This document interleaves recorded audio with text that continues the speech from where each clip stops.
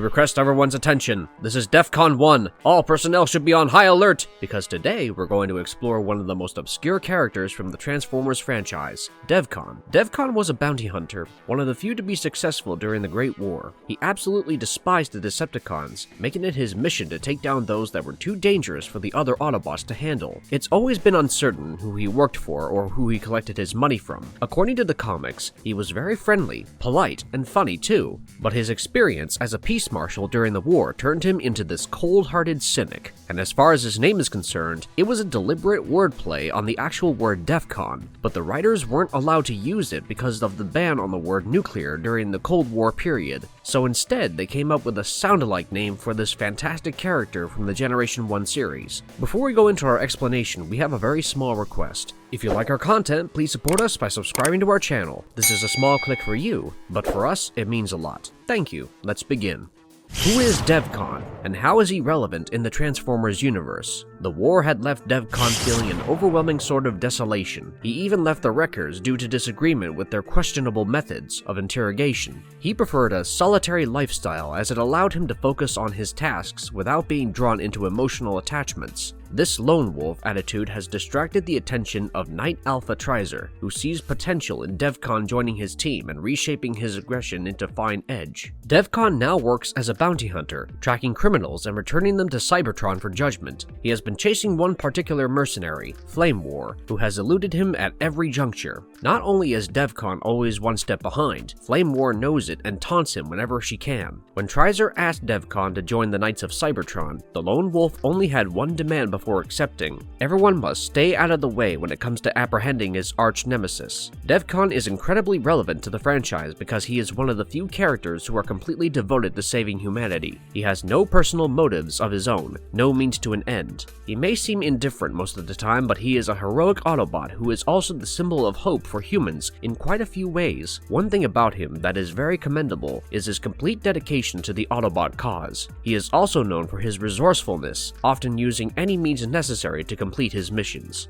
I left my home planet of Cybertron millions of years ago during the Great War. Generation 1 cartoon continuity of Devcon explored. Devcon made his first and only animated debut in the second season of the Transformers animated show in the episode titled The Gambler. His appearance was a thrilling one, as he took part in a high-stakes game between the Autobots and the Decepticons. As the plot goes, after a journey across the galaxy to Aaron's planet, the Autobots come to a sudden stop when their toy rocket spaceship is captured by an alien captain named Bosch. With the intention of selling the Autobots as slaves in exchange for Energon, Bosch deactivates them. All that is except for Smokescreen, whose tube malfunctions and leaves him temporarily immobilized. When he discovers Bosch's ability to manipulate slot machines, he proposes a daring plan: take the Autobot to Monachus, a gambling asteroid, and use his skill to get sufficient Energon to recharge Bosch's ship in return for granting the remainder of the Autobots their freedom. At the Pit of Destruction arena of local swindler, Lord Gaikoni, Smokescreen and Bosch put the Autobots up as collateral for a high-interest loan of Energon chips. After an incredible run of luck at the casino, Smokescreen looks like he's about to win enough to buy back his friends, and it's all going well until a casino worker disconnects from a slot machine and he loses all of his winnings. Faced with the prospect of never being able to free his friends, Smokescreen swears that Gaikoni hasn't seen the last of him. With an unshakable determination, he embarks on an even more daring mission to free the Autobots from their enslavement.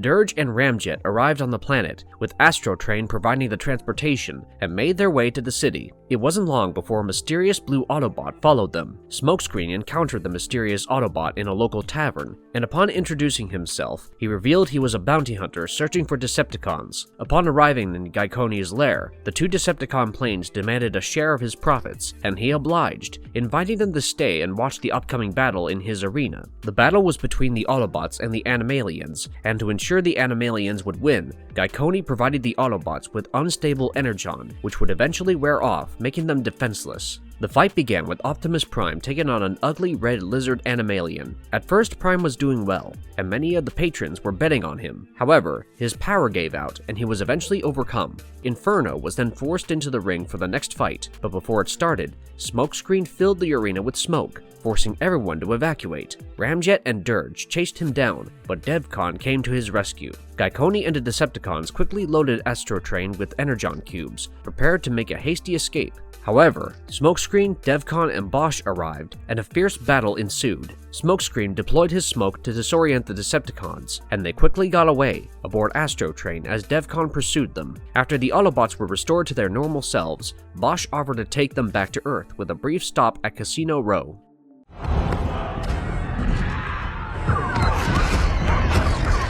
Devcon had a brief cameo in Transformers Dark of the Moon. Devcon played as one of the minor antagonists in the 2011 film Transformers Dark of the Moon. He is one of Megatron's loyal lieutenants and second in command if the situation desperately needs a figure like him. He never has any speaking screen time, and neither does he ever completely change his form in the movie, so we don't really know what he can actually transform into. But the Transformers fandom believes that he can transform into a MAZ-543P Soviet missile launcher system with 4 legs that are completely controlled by him. Some viewers believe that Devcon is based on a Russian missile truck, which is seen in concept art for the movie. It is possible that Devcon either scanned this vehicle into his memory banks or that his protoform reassembled it. Whatever the case may be, it's certain that Devcon's transformation looks really cool. However, the lack of a complete character design didn't stop him from getting the best 15 seconds in the movie, where Devcon charged through the city of Chicago, wreaking havoc on the helpless citizens. He used his devastating firepower to cause chaos and destruction, with an aerial Decepticon fighter providing cover overhead.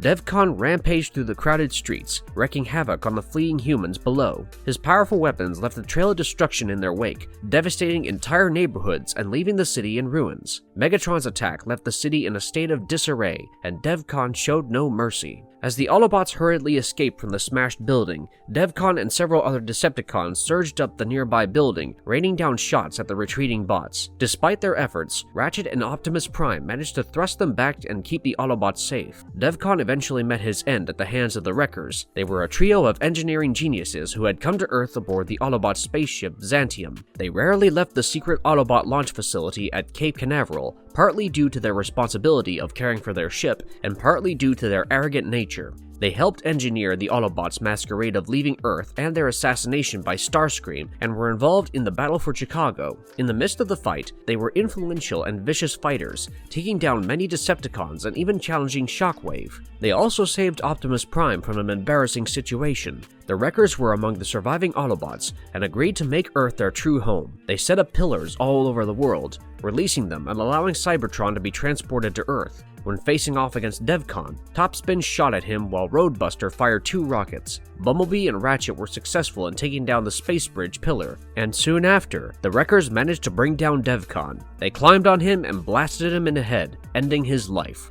Exploring the 3H comic story arc featuring Devcon, the Wreckers meet an unfortunate end in the page-turning chapter Betrayal. After their great defeat against Unicron, Rodimus Prime was determined to be prepared for any future threat. Despite Skid's and Perceptor's protests, he insisted on taking a proactive stance. Glyph was partially excited to embark on her mission, assigned with Tapout as her bodyguard. With Rodimus wishing them luck, the ship set off. Unfortunately, their exploration of the Arcus system was short-lived. An energy burst disabled their engine, sending the ship crashing to the ground. Centuries later, the Dinobots were searching for answers on Arcus, but encountered an army of zombie-like robots instead. They had to battle their way through until they reached a giant worm-like creature blocking their path. The mutants, meanwhile, were brought before a Quintesson judge and sentenced to death by Sharkticon. Dorado Montadas and Cryotech debated the value of the Transformer race and their plans for Cybertron and the Wreckers. The Wreckers themselves had a surprise stowaway, Devcon, who was not shy about using his fists. Fractal tried to intervene, but he was knocked out by a powerful energy discharge. Rodimus and Apelink then stepped in to stop him and eventually managed to calm him down. Rodimus explains to the crew on the ship's bridge how they managed to gather this new Wreckers group.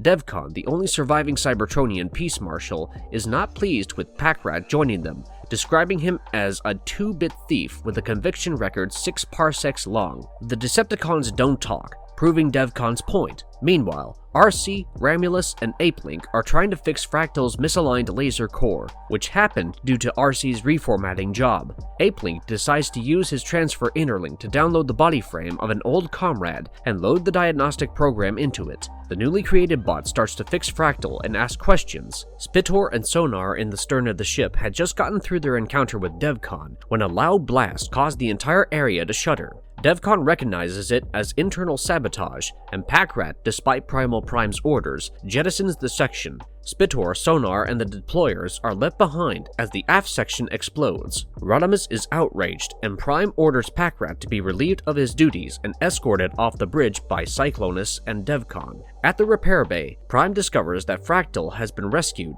but the medic, Apelink, is unable to dissolve the body back into its non-existence. The new medic, dubbed CatScan by Apelink, is exploring his environment and displaying his capabilities, brandishing a pair of enormous swords. Prime restrains Ramulus from punishing Packrat, and is quickly distracted by a vision of Alpha Trion. Your destiny awaits. Search for the future. Recover the missing. Be careful not to trust too easily. The ship soon reaches the 9th planet in the Arca system, where Skywarp locates an Autobot signal. Rodimus and Apelink both recognize it as one of the lost post-Unicron expeditions. Rodimus outlines the mission and then criticizes himself as Apelink informs Prime that 3 of the crafts had never been heard from again. Tigatron, who has been recovering from the destruction of Quake, is roused by Ramulus as the ship lands. He senses a great risk ahead. At the same time, Cyclonus cautions Devcon not to trust Packrat. Devcon surprisingly decides to antagonize the Decepticon, while Cyclonus acknowledges they share some commonality. The Wreckers disembark and separate into teams, one to set up camp, the other to form a boundary, and Primal Prime leading a third group for reconnaissance. CatScan volunteers to accompany them. As the recon team moves through the woods, CatScan identifies movement and is sent to investigate. He is soon attacked by torch-bearing humanoids defending their sacred land. CatScan defends himself, but Tapout arrives to help the natives and is subdued. The other Autobots join CatScan and are targeted by the natives until the arrival of Glyph calms them. She identifies them as the Protectors. Glyph quells the gathering mob and tunes the Wreckers into the language of the local Akaluthans. She then introduces herself and Tapout as the only survivors of the Sojourner's Passage, which has been stranded in this area for an estimated 300 years. Prime, while en route to the village, explains their mission without giving too many specifics, and then adds that he recently received confirmation that the mission is of a great importance, a statement that causes Apelink to look uneasy. Glyph then explains that the natives have kept her and Tapout alive by using the energy generated by a mysterious object known as the Divine Light. Prime then calls for the rest of the team to join them, which is met by much celebration from the Akaluthans. After researching ancient texts, Glyph discovers that the locals have been expecting a force to come and protect the Divine Light from the 5-faced demons. Subsequently, Glyph leads the team into a place known as the Dwelling of the Divine Light, where a spiky crystalline entity is suspended in the air above the pyramid. Folklore asserts that it descended from the heavens a great many years ago. Apelink detects a familiar power reading from it. Packrat reckons it is worth a bundle of money. Cyclonus warns him not to get any ideas. After everyone else departs, he assigns Rotorbolt to keep an eye on the thief. Apelink discerns the Divine Light is akin to a battery, with a distinctive energy source. Optimus Prime orders the group to gather and Devcon goes to search for Packrat and Rotorbolt. Devcon discovers Rotorbolt first, trapped on a wall, severely damaged and on the brink of entering a comatose state. With haste, Devcon hastens back to the dwelling with Prime, Apelink, and Ramulus pursuing, but they are too late. The Divine Light has been seized by Cyclonus.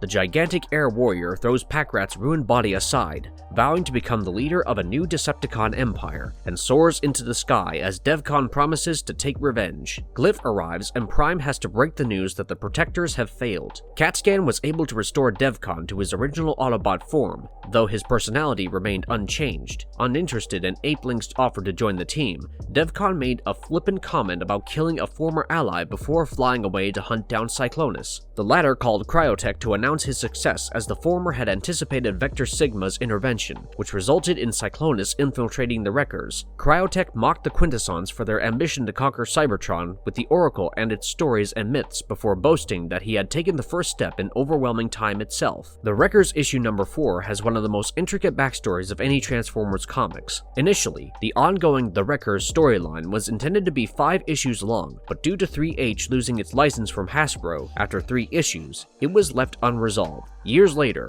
Fun Publications released the first 4 pages of the comic, though the complete script for issue has already been posted on Transformers forum. Now, we don't really know who penned this chapter because there was no word from Hasbro that it was ever their rough draft, because the final issue never even made it to the drawing board. To finally wrap up the storyline, Fun Publications released an illustrated text story in 2007, which accounted for the events of the Wreckers issue number 4 script, though Primeval Dawn remains unfinished. In the official publication, the story of the Wreckers finale part 1 and 2 follows Rook, who was monitoring a large number of aircrafts coming in to land at once on the planet back on Cybertron 3 decacycles past the planet's reformatting. Skydive sounded the alarm that the Quintessons had come with a multitude of Sharkticons. Snarl gazed through his binoculars and told Longhorn to start the reserves. In a different setting, the Monsterbots were exiting a bar when a bunch of thugs attempted to rob an elderly robot, a mech. However, their plan was ruined when the elderly mech unexpectedly changed into a cannon and blasted the attackers.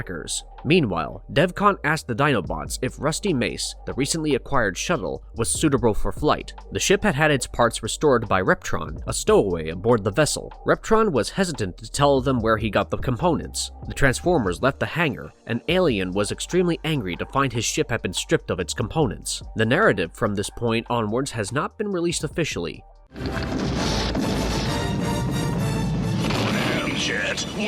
What makes Devcon so unique? Devcon is renowned for his remarkable stamina and constancy, which is enabled by his highly efficient internal power circuitry. This allows him to conserve energy and outlast his targets. He also wields a formidable plasma blaster on his right arm and a laser cannon on his head, which are capable of destroying a large concrete cube and hitting a moving Decepticon from 2 miles away, respectively. Traveling interstellar distances is a piece of cake when he is in his space cruiser mode.